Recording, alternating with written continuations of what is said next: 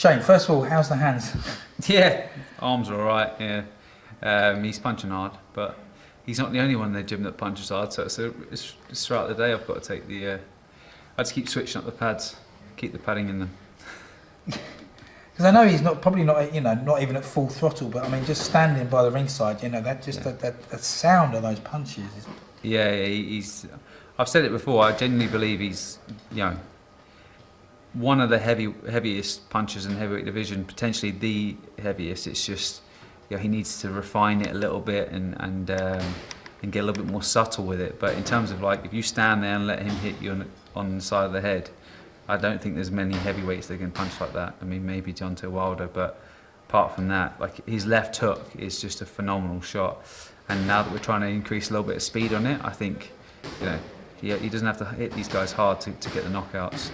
He's been knocking guys out since he was a kid, and then the whole way through his professional career, he's knocked everyone out apart from Joe Joyce. Do you know what I mean? So, and one other, but yeah, I think now that refining his sort of head movement, punching off the slips, increasing the speed of his shots, that's when you're going to see the best Daniel.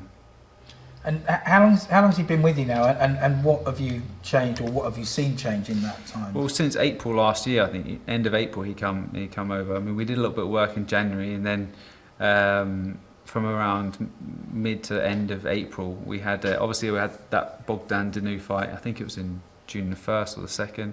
So we didn't have long before that one, and then we went out to Cleveland and we had another one. But then we had quite a long time and extensive time where I could sort of try and mould him and implement some things and work behind closed doors, and not necessarily towards an opponent or a fight date, just literally work on getting him a more well-rounded fighter.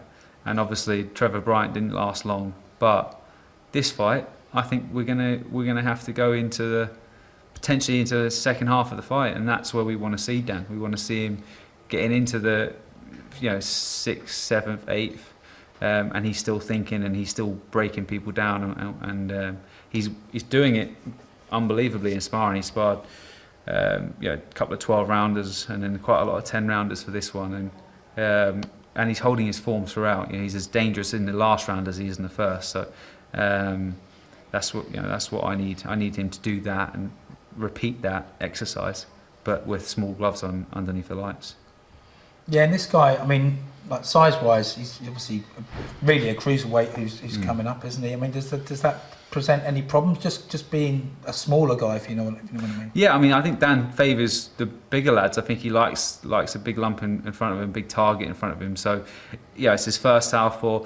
He's cruiserweight as well coming up. I mean, you see how effective Usyk is when he moved up. Because they're that little bit slower. He had that little bit more time. Kevin Lerena is.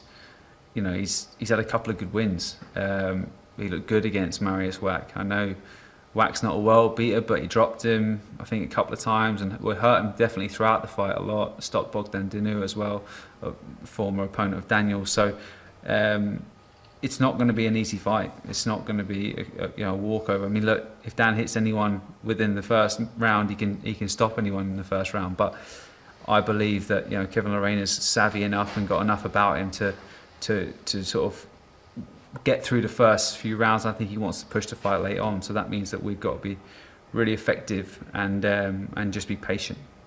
And you mentioned Usyk there. I mean, obviously you can't deny the similarities. I mean, is this potentially like a little tryout to see how we get on against? Yeah, I mean, I feel like you have to fight southpaws in your career, and especially with I mean, Tyson Fury holds one of the belts, but Usyk holds the other 3. So, and if we're the WBA regular champion, they're going to force that for us to fight the super champion, and that's Usyk. Whether he holds onto the belt or wants to vacate it, because there's politics. I know that he's favouring the big fights out there. He wants the Fury undisputed fight, but it's only a matter of time before governing bodies are going to put pressure on these boxers to defend against their mandatory, and I think we're next in line. So we have to prepare for that situation to come up, and with that southpaw opponent, shorter opponent as well, a guy that moves a little bit, got good head movement and punches in combinations, isn't just punching singles. So that's all stuff that's gonna hold Daniel in good stead if we ever get the Usyk fight. Yeah, I mean, you spoke about those mandatories. Seems like they're queuing up at the minute. I mean, I think Joyce is mandatory, WBO. Yeah. Daniel for WBA, and obviously Filip Hrgovic is mandatory for the IBF. I think the IBF, it was seen as the WBA was going to go first and push the regular champion to box Usyk, and then the WBO with Joyce. And then I think the IBF was going to be last, but they've now come forward and said, it's Hrgovic, and we're going to give a time frame for that. So it'd be interesting to see how that unfolds, and whether he vacates or whether he boxes Hrgovic. Yeah, because I mean, the way I see it, you think that Fury and Usyk would fight for all the belts, and then at some stage it's all going to get broken up. Yeah, I think so. I mean, gone are the days that Vladimir Klitschko could just hold all of the power. I mean, there wasn't another real standout fighter that was mainstream. Obviously you had David Haye, but he had his crack at Vladimir. But in terms of now, you've got Wilder that holds power with pay-per-view in the States. You've got Andy Ruiz going to box for the WBC. You've got AJ that doesn't have a belt. You've got even Dylan White. Daniel as well. You've got Tyson Fury. Everyone's there. There's a lot of big names, and it makes sense for governing bodies to strip fighters, because then you can have unifications. It's just we're not the UFC. We don't have one organisation and one governing body, and that's always been a bit of a problem with boxing, to get the super fights like the Pacquiao and Mayweather and stuff like that. But I feel like there's too much money in it now, and there's too much future great fights for these organisations to cause problems. I think they're all going to work together, and hopefully they do. Yeah, and obviously if and when Daniel comes past Lerena, regardless of who he fights next, you think that there's some massive fights out there, aren't there? Massive fights. Even that, there's one to be made on that platform, is Tyson Fury. And he wants to box British guys, and he wants to to spend the rest of his career in the UK and filling out stadiums. And I believe us being chief support as well are going to have a lot of his fans and eyeballs on Daniel, and it's up to us to go and put a great performance on. Because then hopefully he can get that fight. I mean, everyone wants to box the best heavyweight in the world, especially Daniel. He wants to be the number one. So it's only a matter of time before we're going to try and push for that fight. And is he ready for that fight? I know it might sound a silly Well, he's question. 25 years of age. He's been a pro since he was, I think he was just turned 20 whenever he would turn pro. So he's got depth in terms of experience within the professional game. He hasn't had many hard fights. He needs a few more acid tests, of course he does. But at one stage, you're going to have to roll the dice. And how can you prepare for a 6'9" guy that moves like Tyson? You can't really do it. So there's no warm-up fights that you can have really, to prepare for that. So it comes a time that you just got to roll the dice. And I think at some stage he will do that. But you're confident that Daniel's got the tools that can. I'm confident he's got the tools to beat anyone in the world. If he gets his head right, and he's got the punching power to knock anybody out, and he's got the feet and speed. He underperformed against Joe Joyce, and even Joe Joyce underperformed. The two of them didn't perform to their best ability. They've both come on. But I think Joe Joyce is a handful for anybody. The way he takes them shots and he just keeps coming forward. He's now gone up to 19.5 stone. He used to be a bit lighter. He's got heavier, but he's kept his fitness, kept his punch power. What's to say that he couldn't give Tyson Fury a cracking fight or potentially beat him? Arguably Joe Joyce is one of the hardest fights out there, and he's already boxed him and was doing well with him with a cracked orbital. So 23 years of age as well. Now he's a bit more experienced.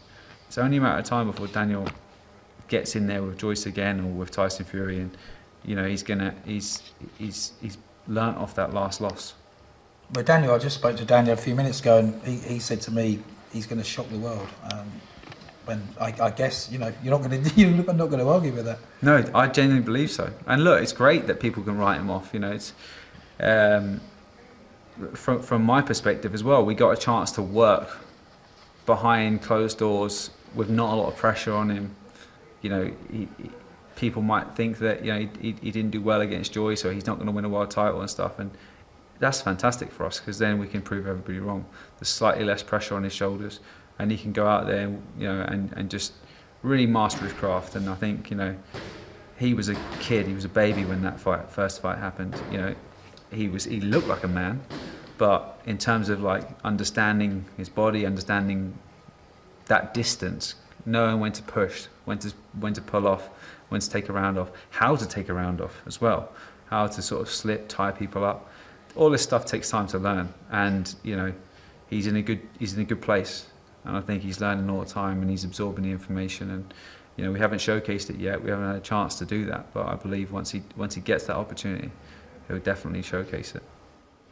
Okay, and just final question: why should people pay their good, hard-earned money to watch A. Dubois beat Fury Chisora? What do you make of Fury Chisora? Yeah, look, Fury. I mean, the thing about Chisora is he always comes to have a go, and I think he's never in dull fights. He's never once been in a dull fight.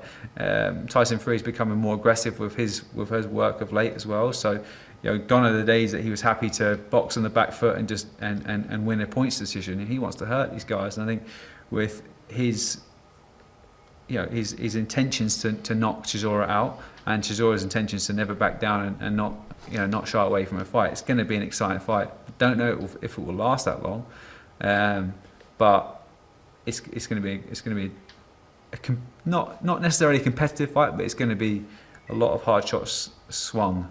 And if you're excited about knockouts, I think you can get one in the main event, and I think you can get one in the chief support as well with Daniel.